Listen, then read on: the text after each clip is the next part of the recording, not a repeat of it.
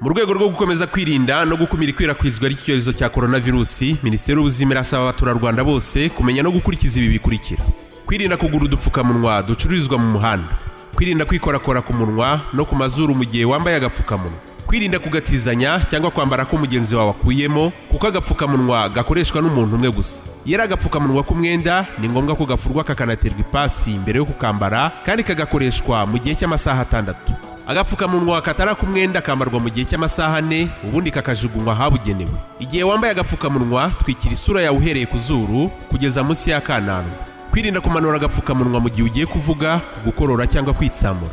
Agapfukamunwa kambarwa neza kugeza ugeze mu rugo, ubundi ugakaraba intoki n'amazi meza n'isabune mbere yo kugira ikindi ukora. Abaturarwanda bose barashishikarizwa kuguma mu rugo mu gihe cyose udafite impamvu ikomeye ituma uva mu rugo, kuko ari bumwe mu buryo bwizewe bwo kwirinda no kurinda abagize umuryango kwandura coronavirus. Kubahiriza no gushyira mu bikorwa aya mabwiriza ni inshingano ya buri wese. Ubu butumwa ni ubwa Minisiteri y'Ubuzima, RBC, ku bufatanye na SFH Rwanda.